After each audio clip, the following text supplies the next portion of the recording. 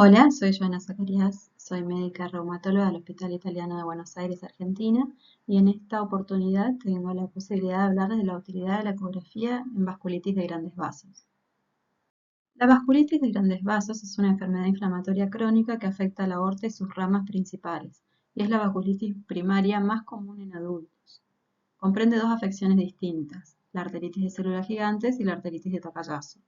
El Takayasu predomina en la población asiática con una incidencia fluctuante entre 1.2 y 2.6 por millón de habitantes años, con preferencia por las mujeres jóvenes.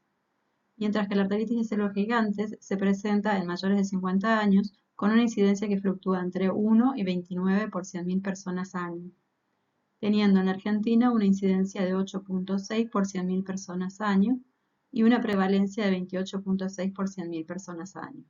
La vasculitis de grandes vasos se manifiesta por diversos síntomas que son inespecíficos entre las distintas formas de vasculitis y que pueden verse comúnmente también en otras enfermedades como cuadros infecciosos, neoplasias y polimialgia reumática. Para poder acercarnos a un diagnóstico nos va a ser de ayuda conocer la cronología de esas manifestaciones. El Takayasu se presenta en edades más tempranas, siendo más frecuente en mujeres jóvenes y adolescentes, dando tiempo a una evolución más prolongada con un curso trifásico caracterizado por iniciar con un síndrome de impregnación, seguido por síntomas vasculíticos y finalmente síntomas isquémicos. En contraste, la polimialgia reumática y la arteritis de células gigantes tienen un curso más agudo, insidioso y en edades mayor a los 50 años. También conocer la localización de la inflamación se torna crucial para diferenciar una patología de otra. Por ejemplo, en la polimialgia reumática, esta tiene predilección por la cintura escapular y pelviana, generando dolor e inflamación articular y periarticular a este nivel. El Takayasu y la forma extracraneal de la arteritis también pueden manifestarse con sintomatología similar a un cuadro de polimialgia. Pero en este caso la inflamación va a estar localizada a nivel de la pared vascular de las grandes arterias, mientras que la forma craneal de la arteritis, al tener mayor predilección por las arterias craneales, se manifestará más frecuentemente con síntomas como cefalea, claudicación mandibular y hemorrosis fugas. Sin embargo, existen muchos casos en que el cuadro clínico no es muy claro, su localización no está bien definida, o por ejemplo si el paciente tiene un bajo pretest, la sensibilidad del diagnóstico clínico va a ser baja, y es cuando la implementación de otras herramientas diagnósticas va a ser más necesaria. Por eso, los nuevos criterios clasificatorios ya incluyen a la ecografía. La ecografía permite detectar compromiso vasculítico en arterias temporales y arterias axilares, incluso en hasta 15 a 20% de pacientes con arteritis que no han manifestado síntomas craneales. También se ha detectado signos de vasculitis en pacientes con polimialgia reumática. Además, en los pacientes con polimialgia reumática, la ecografía nos va a ayudar a diferenciar cuadros solapados de polimialgia reumática con arteritis y nos permite evaluar signos de compromiso inflamatorio en caderas y hombros, que son característicos de la polimialgia, como son la tenosinovitis y la bursitis subacromial y la sinovitis también. Las vasculitis de grandes vasos deben ser tratadas con urgencia por el riesgo de complicaciones graves, incluyendo la pérdida visual irreversible en la arteritis y estenosis o aneurismas de arterias de gran calibre en las distintas formas de vasculitis. Las clínicas de rápida atención que implementaron a la ecografía para el diagnóstico temprano de vasculitis marcaron un aumento en el diagnóstico y una reducción significativa en la tasa de discapacidad visual permanente, con hasta un 88% menos en comparación con el estándar de atención convencional. Y además ha derivado en ahorros significativos consecuencia de la reducción de las hospitalizaciones. Ya en el 2019, el DCIVAS incorpora a la ecografía las características clínicas y de laboratorio en los criterios de clasificación de arteritis, otorgándole el mismo valor de peso que a la biopsia de arterias temporales. Y un par de años más tarde, en 2022, ya se le incluyen los nuevos criterios clasificatorios ACR EULAR para vasculitis de grandes vasos. Con estos criterios se ha logrado mejorar el diagnóstico temprano al aumentar la sensibilidad hasta en un 100% y la especificidad en un 80%, mientras que la especificidad diagnóstico de los criterios clasificatorios ACR 1990 para el diagnóstico de arteritis de células gigantes era solo de un 64%. tabla podemos ver algunas de las recomendaciones de las sociedades europeas de reumatología y augular sobre el uso de las imágenes en vasculitis de grandes vasos. Por ejemplo, para realizar un estudio por imágenes en forma temprana ante la sospecha de arteritis de células gigantes, siempre y cuando no implique demoras en el inicio del tratamiento. También se recomienda su uso en pacientes con alta sospecha clínica y un examen de imágenes positivo. No se requieren más estudios. La ecografía de arterias temporales y axilares debe considerarse la primera herramienta de diagnóstico por imágenes en sospecha de arteritis de células gigantes. En pacientes con sospecha de arteritis de células gigantes con predominio de síntomas extracraneales, se recomienda iniciar con otras técnicas diagnósticas como ser la angioresonancia o el PET-TC y reservar la ecografía solo ante resultados negativos con sospecha clínica de moderada a alta. La exploración vascular ecográfica se recomienda que el mínimo territorio a evaluar comprenda las arterias temporales común superficiales, sus ramas terminales y las arterias axilares. La arteria temporal superficial, como podemos ver aquí en este dibujo, nace de la carótida externa a la altura del cóndilo de la mandíbula y tiene un trayecto ascendente oblicuo por el borde posterior de la rama ascendente de la mandíbula. En este primer tramo no la vamos a poder visualizar con el ecógrafo, ya que va a estar oculta por la parótida y la mandíbula. La ecografía sí nos va a permitir explorar todo el recorrido de la arteria temporal superficial desde que emerge a la altura del conducto auditivo externo, superficial al arco cigomático por delante del trago, hasta que se divide en sus ramas terminales frontal y parietal, que a su vez tienen un trayecto también superficial ascendente sobre los huesos que le dan su nombre, los que nos va a permitir observarlas con el ecógrafo en toda su extensión hasta que desaparecen en el cuero cabelludo al cual irriga. Por su parte, la evaluación de las arterias axilares adquiere especial relevancia en aquellos pacientes que tienen síntomas extracraneales, como ser dolor en cintura escapular, pelviana, un cuadro similar, polimialgia reumática, también obviamente en pacientes mayores de 60 años y en pacientes a los que se realice un diagnóstico tardío, ya que los signos de vasculitis van a perdurar más tiempo a nivel de estas arterias de mayor calibre. Es un sitio de afección frecuente, habiéndose observado también signos de vasculitis en las arterias axilares en un 75% de los pacientes que tienen arteritis de la temporal. Si bien existen distintas técnicas de exploración de estos vasos, particularmente se prefiere la evaluación con el paciente en decúbito supino, con los hombros en aducción de 90 grados, como podemos ver en esta fotografía. La configuración del equipo va a depender del vaso que queremos explorar. Pero en líneas generales podemos decir que la evaluación ecográfica de los vasos en pacientes con sospecha de vasculitis va a depender fundamentalmente de las dos modalidades, que son el modo B y el Doppler color. El modo B nos va a permitir la visualización morfológica de la pared arterial y de su luz. Es esencial para identificar el engrosamiento parietal, valorar su distribución, si es segmentaria o difusa, y medir también el grosor de esta pared arterial, es decir, el espesor de la íntima media. Para explorar arterias superficiales, como es la arteria temporal, se precisan de transductores de alta frecuencia que se recomienda que sean mayor a 15 MHz, mientras que un transductor clásico que va de 4 a 15 MHz es suficiente para la exploración de las arterias extracraneales que son de mayor calibre. El Doppler color y espectral lo que me va a permitir es evaluar el flujo a nivel de este vaso, ajustándose al tamaño y profundidad del mismo, así como al ángulo de insonación, que debe ser menor a 60 grados, y una ganancia que me permita un llenado preciso de la luz del vaso con el Doppler de color.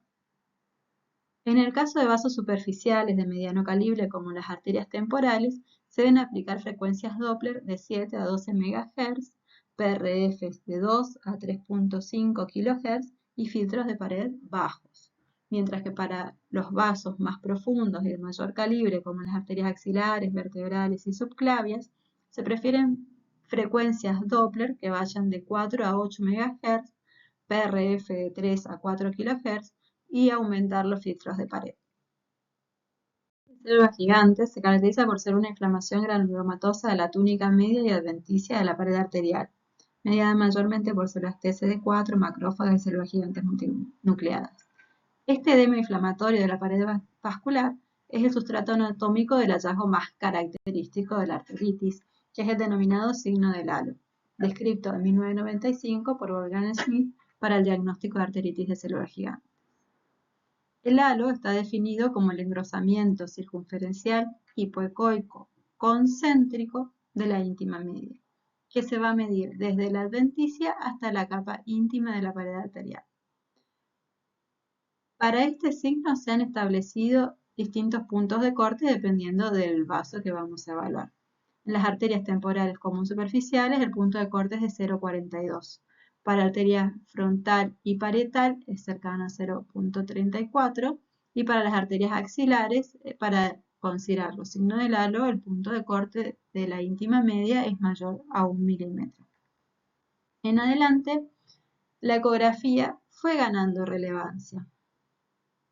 Los estudios han demostrado que la especificidad diagnóstica del signo del halo aumenta al 100% cuando el hallazgo es bilateral o cuando se acompaña del signo de compresión negativa, dado por el aumento de la rigidez de la pared vascular engrosada que impide su compresión completa al ser presionado por el transductor. Entonces podemos observar persistencia de la visibilidad de la pared vascular al comprimirla transversalmente con el transductor e inferir que la pared de ese vaso está inflamada, ya que un vaso sano se comprime totalmente al aplicar una presión adecuada. Varios metaanálisis también han confirmado la validez de la ecografía Doppler color para el diagnóstico de arteritis de células gigantes, demostrando que la presencia de halo, sensibilidad global de 69% y con una especificidad del 82% en comparación con la biopsia. También la estenosis o la oclusión van a mejorar el rendimiento diagnóstico de la arteritis de células gigantes, con una sensibilidad agrupada del 87% y una especificidad agrupada del 96% en comparación con los criterios de la ACR de 1990 para la arteritis de células gigantes, a pesar de la heterogeneidad significativa entre un estudio y otro.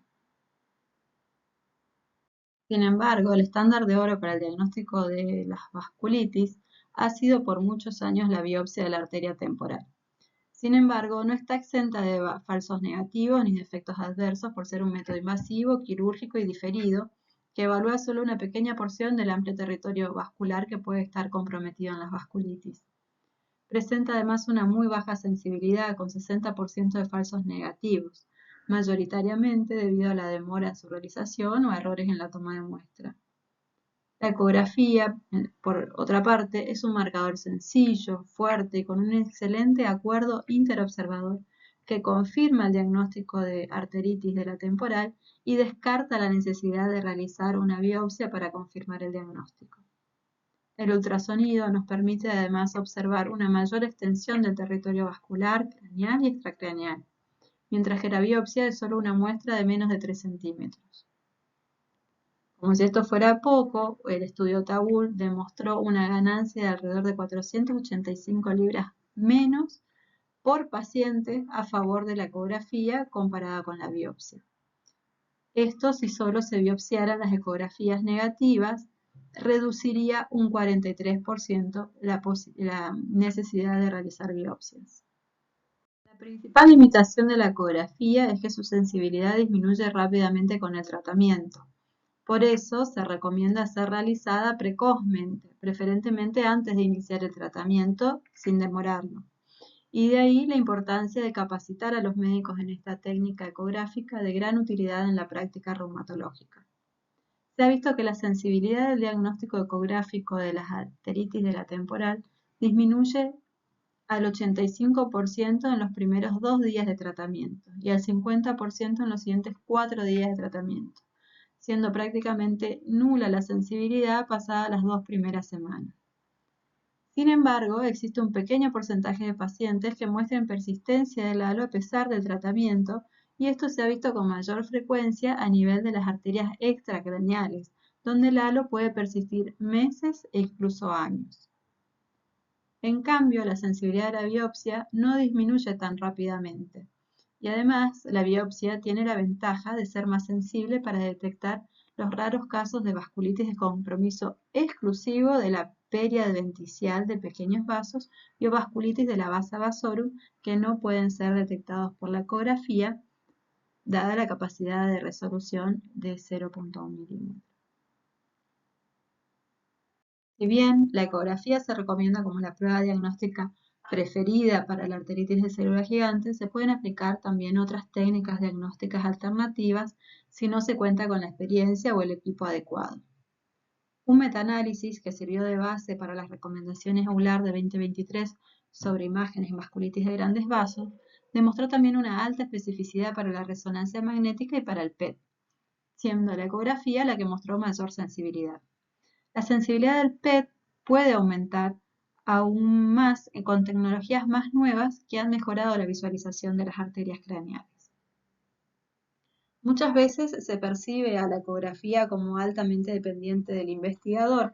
Sin embargo, todas las modalidades diagnósticas requieren capacitación, procedimientos operativos estándar y un equipo adecuado. Las pruebas de correlación ecográfica, además, han demostrado una muy buena fiabilidad en casos sospechosos de arteritis de células gigantes, siempre y cuando se realice con examinadores capacitados. Si bien en ecografía el signo del halo no compresible bilateral tiene una especificidad cercana al 100%, existen distintos confundidores, como ser las variabilidades en el espesor de la íntima media de acorde al ciclo cardíaco, lo que es sístole y diástole. También hay otras patologías que pueden cursar con signo del halo. El signo del halo no es exclusivo de la arteritis de célula gigante y puede verse también en otras formas de vasculitis como la poliangeitis, la panarteritis nodosa, las vasculitis secundarias a infecciones o secundarias a neoplasias, sobre todo en procesos linfoproliferativos. Sin embargo, hay algunas características ecográficas que son diferenciales, como ser su territorio de afectación, y otras características más específicas, como es la hipocogenicidad circunferencial del halo en el caso de la ortitis, o la hiperecogenicidad heterogénea del tejido circundante en el caso de las periaortitis. Pero el principal confundidor de la vasculitis es la aterosclerosis, por lo cual debemos tener bien presente algunas características distintivas. La aterosclerosis es más frecuente en la carótida y es poco frecuente de encontrarla en arterias axilares, siendo más proclive a encontrarse las placas de ateroma en sitios vecinos a una bifurcación. En la aterosclerosis el engrosamiento es focal, irregular y abrupto y protruye hacia la luz vascular. La arteritis de célula gigante es una patología también del adulto mayor de 50 años y sabemos que la edad es un factor de riesgo directo e indirecto para el desarrollo de aterosclerosis. En un trabajo publicado en 2021 por la doctora Martiré, que realizó este estudio en Italia, midieron el espesor de la íntima media de personas con distintos grados de riesgo cardiovascular, sin antecedentes ni de polimialgia ni de arteritis de células gigantes, y concluyeron que el espesor de íntima media aumenta con el riesgo cardiovascular. El espesor de íntima media fue superior al valor de corte de referencia solo en 13 de los 808 pacientes, es decir, en un 1,6% de las arterias evaluadas, con una afectación mayor o igual a una arteria en solo el 10% de los sujetos evaluados, de los cuales la mayoría, el 80%, fueron clasificados como de muy alto o alto riesgo cardiovascular.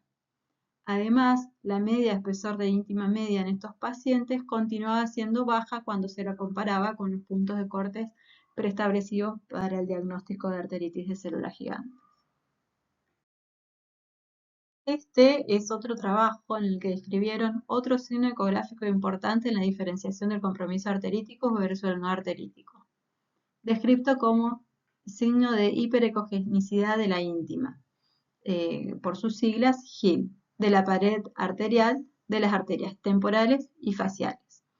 Este signo, denominado signo de Hill, es indicativo de aterosclerosis y fue observado en pacientes con oclusión arterial ocular no arterítica con mayor frecuencia, varones mayores de 70 años y en la mayoría de los casos presentaban además diabetes mellitus. En 2023, el grupo OMERAC desarrolló el OGUS. Es una escala ecográfica para arteritis de células gigantes que se calcula sumando el grosor de la íntima media medido en estos 8 segmentos arteriales que podemos ver acá en esta tabla, dividido por los valores de corte para cada segmento. El resultado se normaliza dividiéndolo por el número de segmentos disponibles. La sensibilidad al cambio entre el basal y cada visita de seguimiento hasta la semana 24 mostró diferencias medias estandarizadas de menos 1.19 a menos 2.16, indicadores de cambios de magnitud grande a muy grande. Esta escala, la OUS, se correlacionó moderadamente con la eritrosedimentación y la proteína C reactiva, y con la puntuación de actividad de vasculitis de Birmingham. Y mostró una elevada fiabilidad tanto inter como intraobservador, con alta sensibilidad al cambio. Además, posee un importante valor pronóstico, dado que las puntuaciones iniciales más elevadas predijeron mayor riesgo de recaída a 12 meses, mientras que la mejoría temprana o normalización de la OGUS en las primeras 3 a 6 semanas se asoció de forma independiente con una probabilidad significativamente menor de recaída. Los cambios dinámicos tempranos predicen la recaída, mientras que la normalización tardía caracteriza a los pacientes que recaen, respaldando la remisión por imagen como un criterio de valoración relevante y posicionando a la ecografía vascular como un biomarcador también para el seguimiento individualizado.